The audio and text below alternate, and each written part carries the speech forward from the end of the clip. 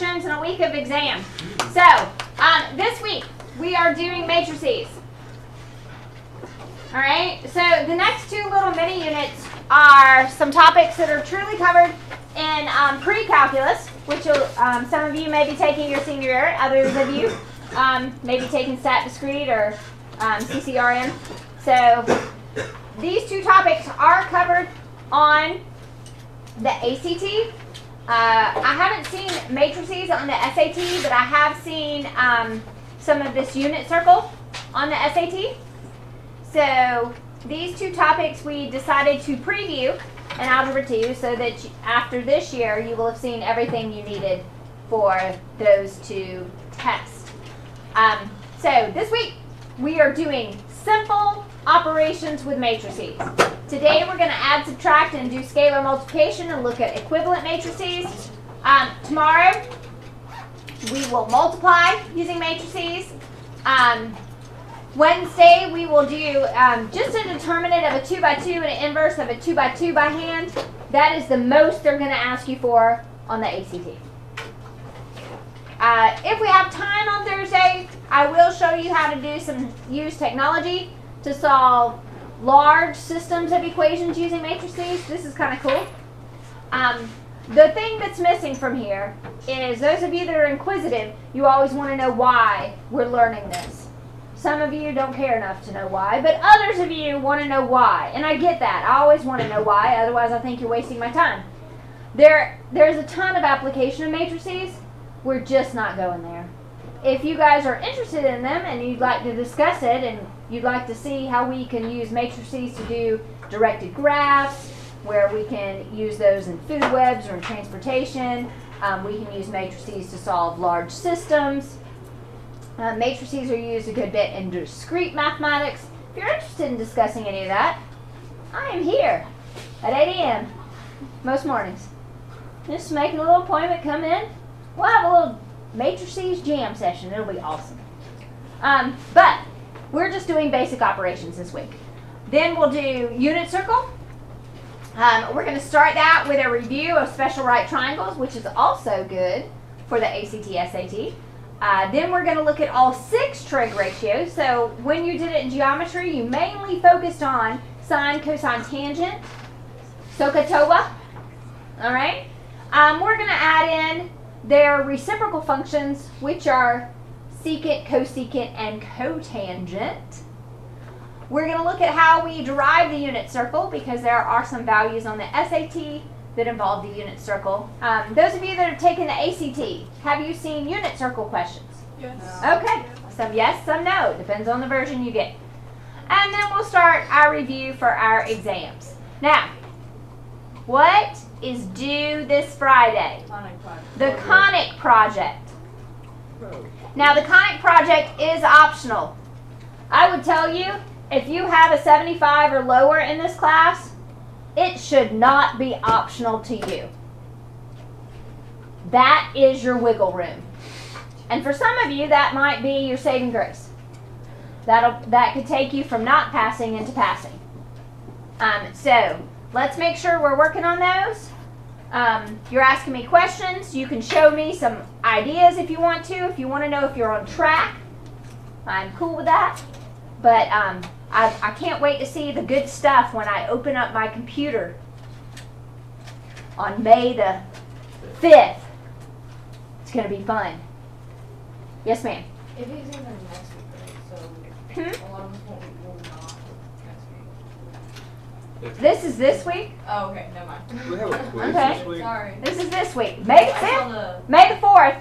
Be with you. May the 4th is Friday. This Friday. Yeah. Next week there's milestone. And if you notice, for the people that teach in the afternoons, we'll do this lesson on Wednesday. For the people that teach, I think the milestones are this week. That's why I was just Hey! We won't be here. I have them on the wrong days. Yeah, we won't be here tomorrow. I will edit this calendar. That's probably going to push our quiz back. Yay. That will push our quiz. No, you won't like it because it'll put it on Monday. No. I know. I know. All about the perfect. All right. So boo, hiss. Please don't. Okay, Willoughby Goof. I called myself doing well. It is this week. You are so right. Thank you.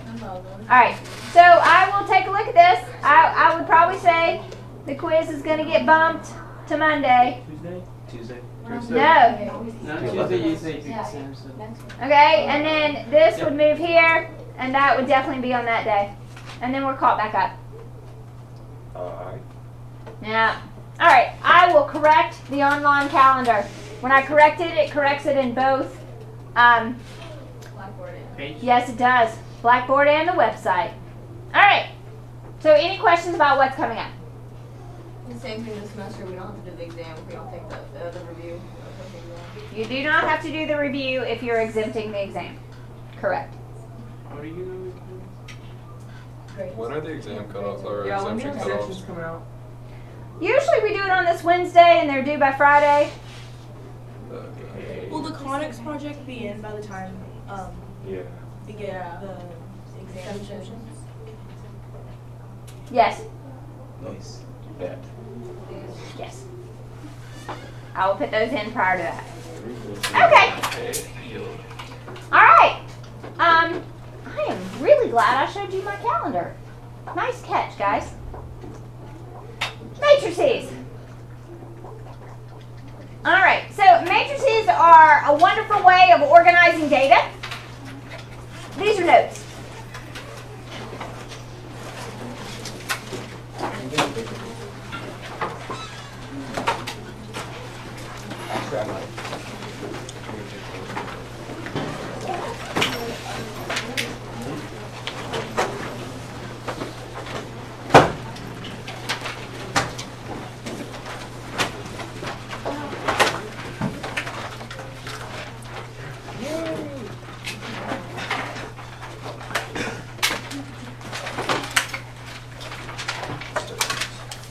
Matrices question on the SAT.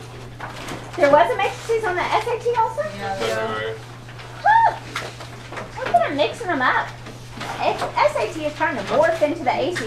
Is it? Well, it's had several changes recently that does align it more with the ACT. The SAT you were penalized for guessing. So if you guessed and chose incorrectly, it would subtract points away from your raw score. That's the old. That's the old SAT. Now they're more like the ACT, and when you're watching that clock and you see you got 3 minutes left and there are 8 questions you haven't gotten to, you just need to bubble. It's bubble time. Now, on the old SAT, you couldn't do that. On the new one, you can. Say 1 minute left. That's bubble. Do you still get penalized? That is a good question. I haven't looked at the rules for the subject SAT in a long time. What even is a subject? The subject SAT is only required for certain schools, and those are usually your top tier. And it depends what school you're applying to in the school. Yes. Like, all right. So, matrices are delivered in the form of a rectangular array. And so they look like this. We might have a matrix that is 2, 4, -7. Or we might have one like this. 0, 1, 5, 3, -4, 2. Or we could have one that looks like this.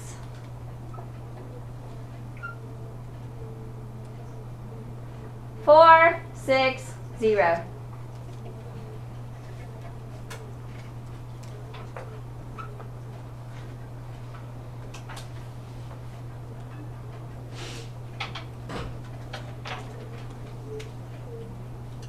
Okay, with a matrix, we have the dimensions of the matrix. And the dimensions could also be called the order of the matrix, more commonly referred to as the dimensions. And when we state the dimensions of a matrix, it is the rows by the columns. The number of rows we have by the number of columns we have. And that's how we state the dimensions of a matrix. Now, the dimensions of a matrix are important because when we perform operations with matrices, to add and subtract, the dimensions would have to be equal. And to multiply, we'll talk about that tomorrow because it's a little different. Okay, so on this one, rows go this way, columns go this way, like your porch columns, up and down.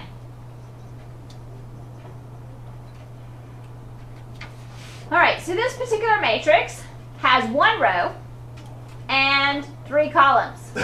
So the dimensions of this matrix would be 1 by 3.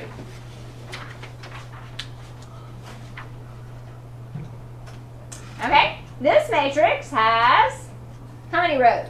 2 rows. And how many columns? 2. Sweet. 3. So the dimensions of this matrix, 2 by 3.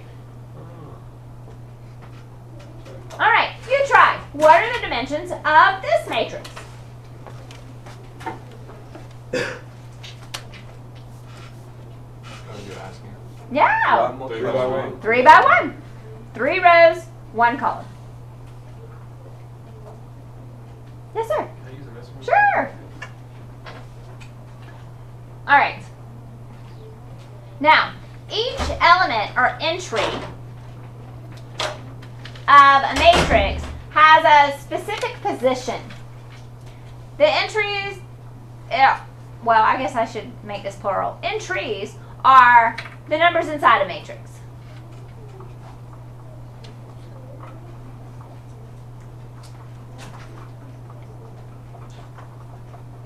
And we refer to them as their position.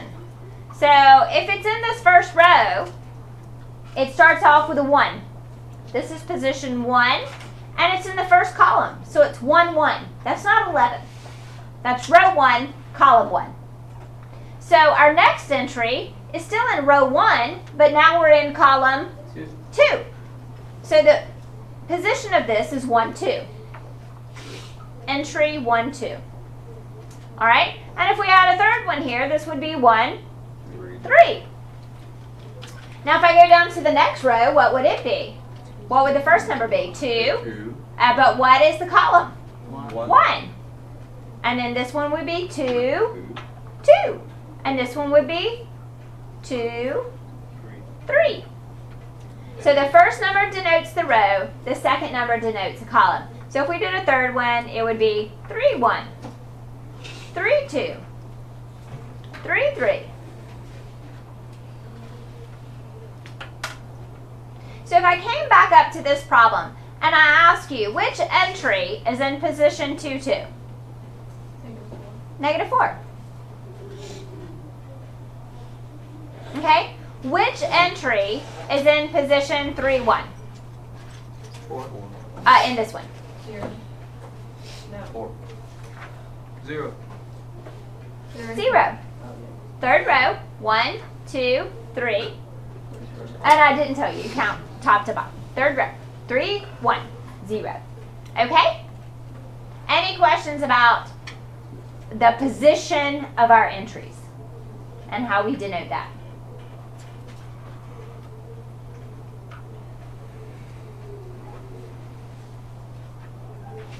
Okay, so we have 2 types of matrices.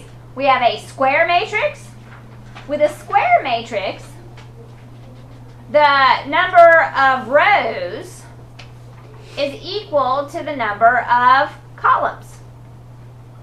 And when we create the array, it looks square. So let's say we did a 2 by 2.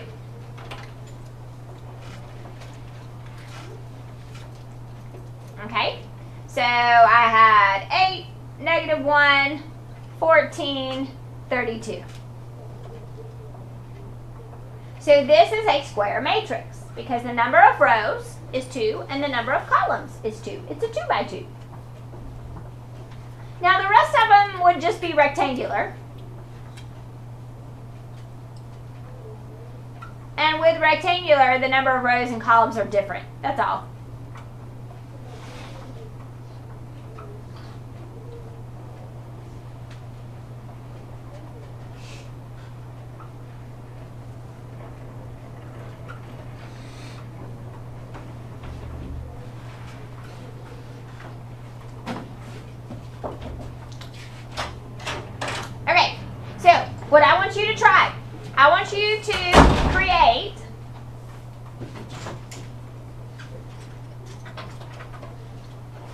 a 3 by 2 matrix, and I would like position 3, 2 to be the number -1. All right. Let's see what you can do.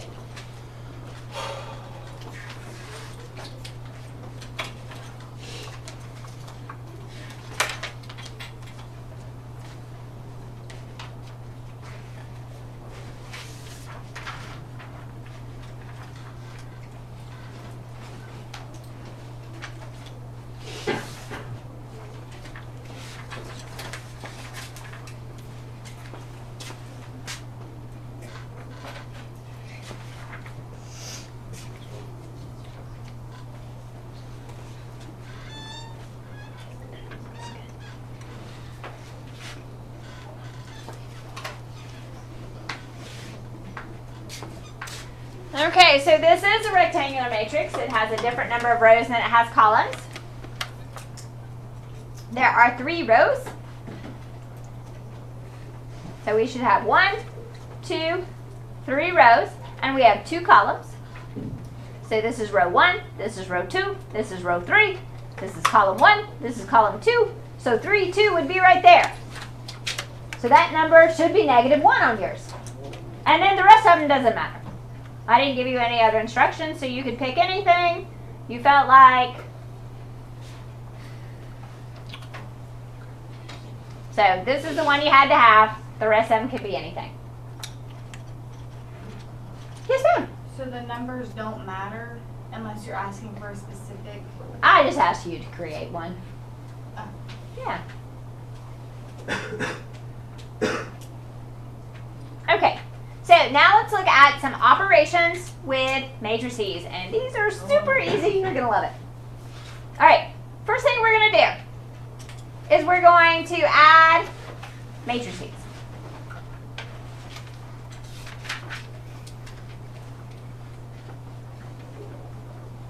And it's as simple as adding the entries that are in the same position.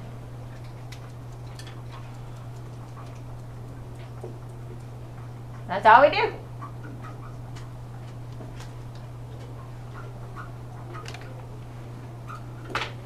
So, let's see, we had 2, -3, 1, plus -4, 0, 5. First of all, what are the dimensions of both of those? 1 by 3. 1 by 3. That's critical. To add matrices, they must have the same dimensions. If they do not have the same dimensions, you cannot add them. You just have to write, not possible.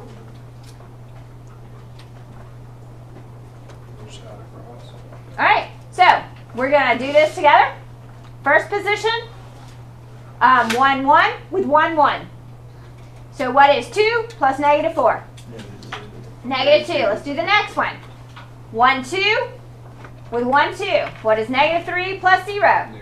-3. Let's do the last one. 1, 3 with 1, 3. What is 1 plus 5? 6. Okay? So there's our answer. And the answer is actually called the resultant matrix.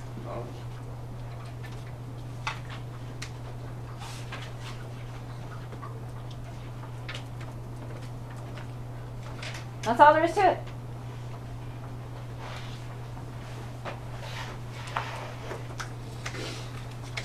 Okay. Subtracting.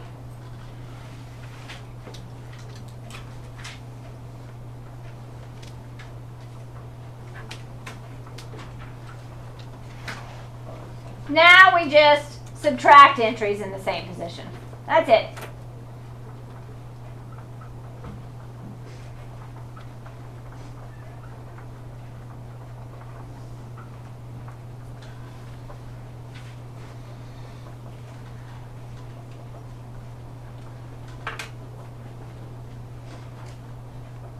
All right.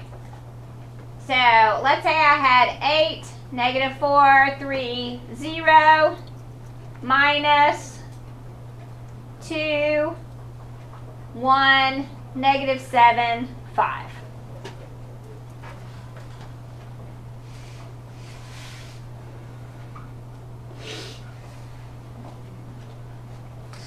All right, so what we do is we take the ones that are in the same position. 8 minus 2 is 6. Negative 4 minus 1 is negative 5. 3 minus negative 7, 10. 0 minus 5, negative 5. Okay, now with subtraction, this is really what I tend to do just because when I get a series of matrices that I have to find the sum or difference, sometimes I lose track of my signs. So when I have subtraction, generally what I do is change it to addition and then change all the signs in the following matrix, especially if there are several matrices I'm having to add and subtract together. So that just helps me to get it right. So then I can just add and I don't have to worry about minus negatives. Okay? All right, now the same rule, would they must have the same dimensions, applies to subtraction because basically we could rewrite it as addition, right? So if we add or subtract, you must have the same dimensions.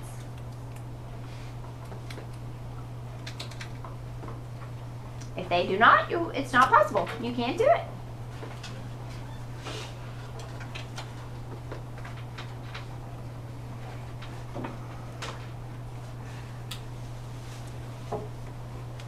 Okay.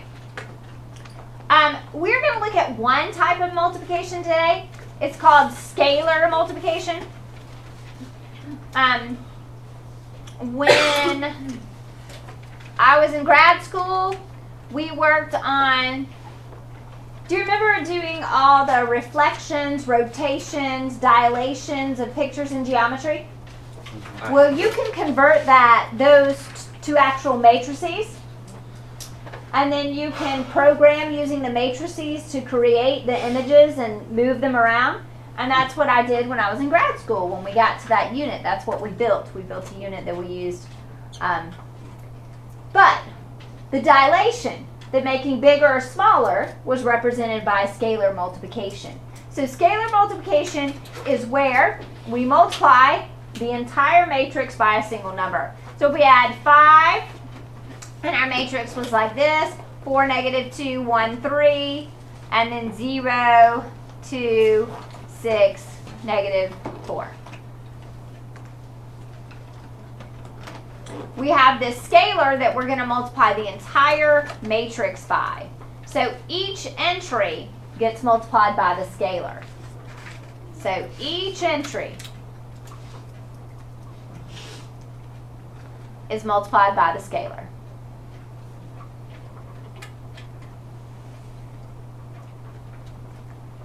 All right, so my resultant matrix is 5 times 4 is 20, 5 times 0 is 0, 5 times negative 2 is negative 10, 5 times 2 is positive 10, 5 times 1 is 5, 5 times 6 is 30, 5 times 3 is 15, 5 times negative 4 is negative 20.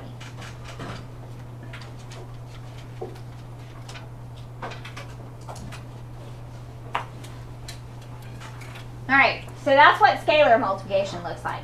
Now, the last thing we're going to talk about today is actually equivalent matrices.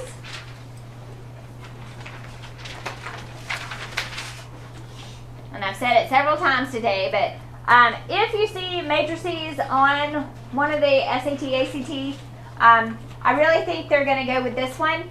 With equivalent matrices, really, it means this. If I made up a matrix 1, 2, negative 5, 3, an equivalent matrices would be 1, 2, negative 5, 3. Each position is equal. So whenever we see equals here, that means that 1, 1 has to equal 1, 1. 1, 2 must equal 1, 2. 2, 2 must equal 2, 2. 3, 2, that was 2, 1. 2, 1 and 2, 1. And then 2, 2 with 2, 2. Now, they're not going to give us one like that. What they're going to do is they're going to replace this with like 2x minus 1. And then they're going to replace this one with 3y. And then they're going to replace this one with 2z. And then they might replace this one with w plus 4. But the same thing holds true. Position 1, 1 must equal position 1, 1. So 1 has to equal w plus 4. What's the value of w? Negative 3. -3. Okay? And then 2z has to equal -5. So what's the value of z? Negative 12.5. -5 halves or -2.5, yeah. And then 3y must equal 2. So what's the value of y? 2 over 2 over 3. And then 3 would have to equal 2x minus 1. So we add 1, divide by 2, and what is x? 2. Now, then they might ask you to do something like, they might say, what is the value of x times y plus w times z? Or they might say something like, order from least to greatest. X, Y, and Z. So SAT will do something like that. ACT, those type questions. They're usually a two-parter. One, you got to figure out what those variables are equal to. And then 2, they ask you to do something with them. So if we did the first one, x times y, that would be 4/3, right? If we double 2/3, that's 4/3, right? And then w times z would be 15 halves. And we just get a common denominator of 6. So this gets multiplied by 2, that gets multiplied by 3. 8 and 45 is? 53. Yes, it is. Okay. And that would be your solution. All right. That's it for today. Addition, subtraction, scalar multiplication, and equivalent matrices. Tomorrow, all by itself, we're going to do multiplication. It's a little trickier. There is no division. So, addition, subtraction, multiplication. Then we'll talk about the following day, determinants and inverses, which is what we need to solve those systems that we can create. All right, I'm coming by with your classwork. You should finish. Tomorrow. You should finish, but if you don't, the rest is homework.